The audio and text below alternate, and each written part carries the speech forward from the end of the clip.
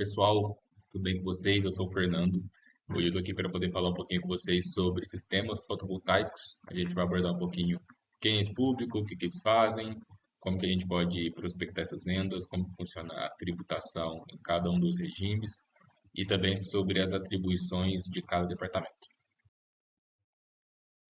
Essa atividade de sistemas fotovoltaicos, elas surgiram, eu considero recentemente, visto a crise hídrica que o Brasil tem passado há alguns anos, né? Então, esse negócio começou a surgir, começou a ter as instalações das placas, energias solares. Até no começo era algo mais fácil de ser compartilhado, às vezes eu colocava na minha casa e conseguia compartilhar com o vizinho, com o pai, com a mãe, etc. Hoje é algo um pouco mais burocrático e também em alguns estados esse negócio já é taxado, pessoal. É importante comentar também que hoje o mercado de instaladores e vendedores de sistemas fotovoltaicos é muito inflado. Então, tem muito empresário, tem muito profissional que mexe com essa atividade. Aqui dentro da ZIP, por exemplo, fazendo uma comparação, a gente deve ter 200 clientes que trabalham com sistemas fotovoltaicos. É importante comentar que grande parte desse público exerce somente a prestação de serviço, ele não faz a revenda. É algo que também precisa ser tratado com o empresário, porque vários deles fazem o faturamento direto da indústria para o cliente final e eles fazem o recebimento desse valor da revenda para poder pagar o boleto, para poder causar mais calmaria para quem está adquirindo o sistema junto com a instalação, para o cara não precisar pagar dois boletos, para o cara não precisar fazer dois pagamentos. E aí, contabilmente falando, fica uma coisa incoerente, visto que o prestador de serviço, que é quem faz a instalação do sistema fotovoltaico, ele vai receber o montante cheio, ou seja, ele cobrou 50 mil reais para fazer a revenda e também para fazer a instalação. Só que desses 50, somente 35 equivalem à instalação. Os outros 35, ele vai fazer o pagamento do boleto do sistema que foi entregue direto para o cliente. Então, contabilmente falando, vai ter uma entrada de 35 mil e depois vai ter uma saída de 35 mil. Falando um pouquinho sobre tributação, no Simples Nacional, quando a empresa efetuar a venda, ela vai ser tributada lá no anexo 1, e quando ela efetuar a prestação de serviço, ela vai ser tributada no anexo 3. No anexo 1, ela vai começar pagando 4%, até ela ter um faturamento de 180 mil reais nos últimos 12 meses.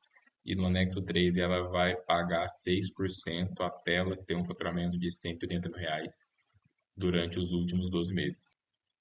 É importante citar, pessoal, que equivale para os três regimes tributários que a título de ICMS, na compra do equipamento a ser vendido para o nosso cliente final, as entradas não isentas de ICMS. Então, grande parte não vai existir nenhum tipo de ICMS antecipação ou nenhum tipo de ICMS substituição tributária, dependendo do estado que o prestador de serviço ou o comerciante está estabelecido.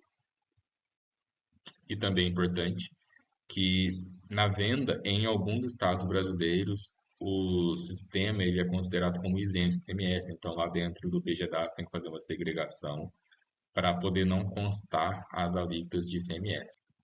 Isso é um ponto importante porque vários comerciantes eles revendem esses produtos com incidência de ICMS. Então, aqui a gente tem uma oportunidade referente à desoneração tributária. No lucro presumido, quando o empresário ele efetuar a revenda desses produtos, ele vai ter uma presunção de 8% a título de imposto de renda e contribuição social, e quando ele fazer a instalação desses produtos, ele vai ter uma presunção de 32%. No PIS/COFINS, a sistemática é a mesma, é a de sempre, 0,65% a título de PIS e 3% para COFINS. Então, falando de alíquotas efetivas, a gente vai chegar em 5,93% quando o cliente revender essa mercadoria, mais o ICMS, 5,93% de tributos federais, mais o ICMS, que aí depende do estado que o empresário, a empresa está estabelecida. e ela vai ter uma alíquota efetiva de 11,33% a título de prestação de serviço, a título de alíquotas federais, de tributos federais, mais o ISS, que aí depende de onde o empresário, de onde a empresa está estabelecida. O ISS ele pode variar de 2% a 5%, dependendo do município. No lucro real, a sistemática é a mesma também. A gente vai fazer a apuração do imposto de renda e da contribuição social de acordo com o lucro contábil que de fato foi apurado. PIS/COFINS, aqui a gente tem a incidência da não cumulatividade, que aí o empresário pode fazer a apropriação das compras no seu valor a pagar.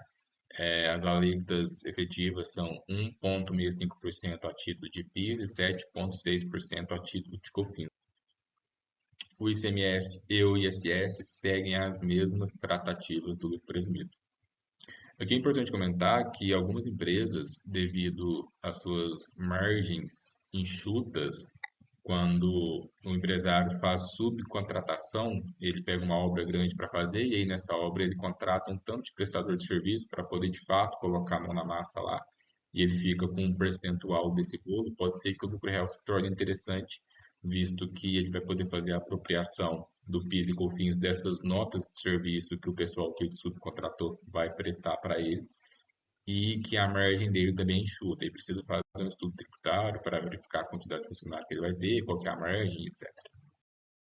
Sobre os departamentos, o departamento contábil vai fazer a escrituração completa, importando as informações do departamento fiscal e também do departamento pessoal, vai fazer ajustes, vai fazer a conciliação bancária, vai fazer todas as provisões pertinentes, reconhecer as depreciações dos ativos que foram adquiridos pela empresa e aí chegar em um resultado, chegar no lucro, um prejuízo, dependendo do plano que o empresário adquirir da contabilidade, ele vai ter algumas reuniões de apresentação de resultado para poder tratar esses números, para poder entender, identificar algum tipo de gargalho, fazer melhorias dentro da sua operação, entre outros fatores.